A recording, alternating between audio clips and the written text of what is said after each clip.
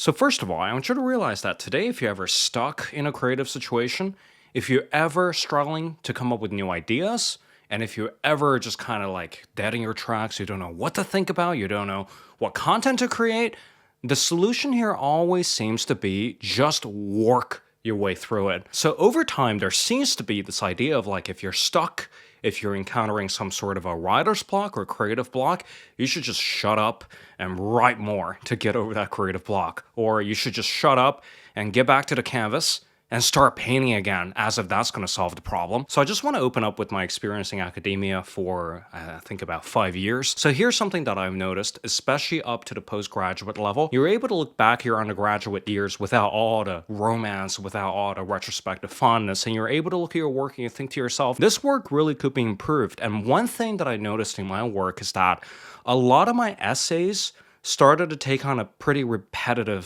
format. So sometimes there are a few thinkers that I cite in my essay. Sometimes I'll use a style of argument that I can recycle in later essays. So gradually, it turned into like a repetitive kind of practice where I'm just in it for the grade. And if you're solely motivated by the grade, of course, there are certain best practices for you to get the grade. But beyond that, what are you really doing your degree for? So in my field of literature, we call this kind of reading vulgar critiques or vulgar essay writing, which means you take the most obvious thing there is and you try to apply a formula to reading a book and you try to impose some sort of grid upon an assignment because it's the established practice.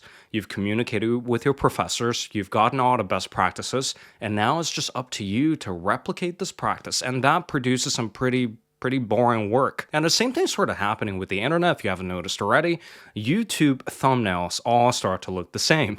If you're in a specific niche, if you're in a specific realm of topics, there's a way to craft a thumbnail, there's a way to craft an opening, there's a way to really get into the messaging that gives you maximum performance. Sometimes there are parameters and best practices, but have you noticed that a lot of things are getting so repetitive right now, especially if you hop on Instagram or TikTok for a trend? It's just never ending. And for me, that is the symptom of a misunderstanding of what produces genuinely exciting and new ideas. So here are the 3 different points that I want to cover to drill this point into your head so you have something interesting to think about. Number 1, the reason why a lot of us like to use this brute force approach to force new ideas out, to work our way or hustle our way to new ideas, is that we simply do not understand that ideas, more often than not, have a very non-linear way of presenting themselves to us. For example, if you go to a retail job, you stay there for 8 hours, you get paid a certain amount every hour. So that sort of effort versus income is linearly correlated. The more hours you work,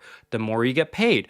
But with ideas, the equation's kind of all over the place. Sometimes you'll get a great idea in the shower. Sometimes you get a great idea when you're bored out of your mind. But sometimes you can set up the perfect conditions for you to come up with a great idea. You know, the doors are closed, you got soundproofing headphones in, and you're sitting there with one of your favorite books, yet nothing really stands out to you. Long story short, as much as we want to master this process, there are certain ways to maximize creativity. In its essence, ideas are non-linear beings. According to Byung-Chul Han in his book Descent of Time, thinking in the emphatic sense cannot be accelerated at will. This is where it differs from calculating or from the pure use of understanding.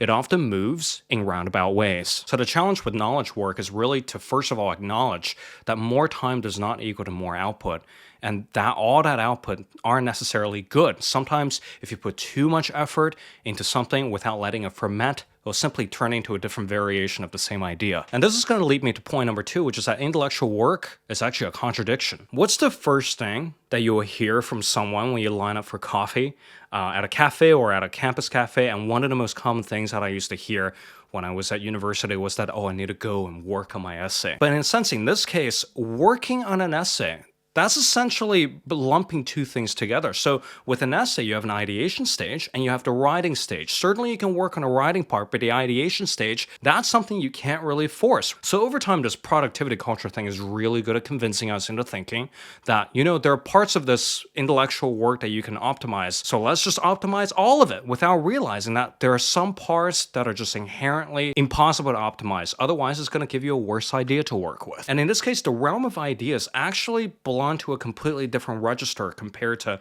skills that you can master to make your writing process a lot easier. So for one of these oldest folks from philosophy books, Aristotle, philosophizing, also known as that, owes its existence to leisure, also known as this. If you're a Greek speaker, leave the pronunciation down below. I really don't know how to say these things without offending people. And leisure in this case doesn't mean sitting back and scrolling on Instagram, because when you're scrolling on Instagram, you're in a sense still intaking stuff from the internet. You're not really left to a complete state of quietude where you can let your brain wander. So in this case, Aristotle's leisure, we can call it mind wandering in today's context. It is a state of freedom without coercion or necessitation, without toil or care. It's the difference between journaling to get an outcome versus journaling just to figure out how your mind works. And it's the difference between reading a book because you really like it versus reading a book because you just want to finish it. So in a sense, if we eliminate this mind wandering from our minds wholesale by submitting to this philosophy to work your way through creative blocks, our ideas will start to lose that dimension of nuance. We'll start to think in the same way. We'll start to produce repetitive content. We'll start to say the same things over and over again because we have not allowed our minds to wander freely. This is why the ponytail wearing, leather jacket wearing folk here, Byung-Chul Han, said that the mind that works would be a contradiction. Which leads me to the third point, which is another reason for why you can't really just brute force your way out of a creative block. And sometimes, I don't know if you've noticed this, but you tend to get the best ideas right after like a spectacular failure of some kind. In my own life, for example, I learned the most about love after a horrendous breakup.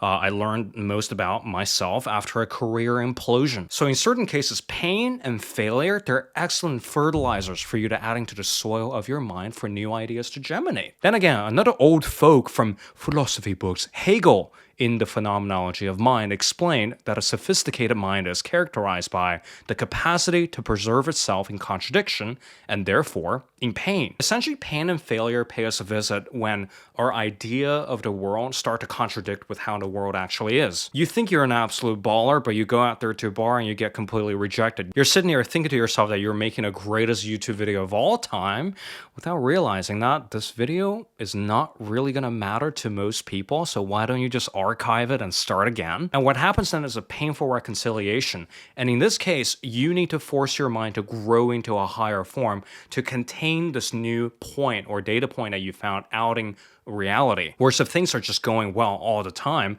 you don't really see where you could potentially fail. That's why a lot of the times you're probably close to a spectacular failure if you had a series of really good things happen to you. So I'm rather cautious of that. And I think bringing this topic back to the original opening, which is that you can't brute force your way into new ideas. Sometimes we like to use repetitive work to justify our failures without feeling into the failure. We don't really want to go back to the drawing board because it's simply too painful. We don't want to acknowledge our failures.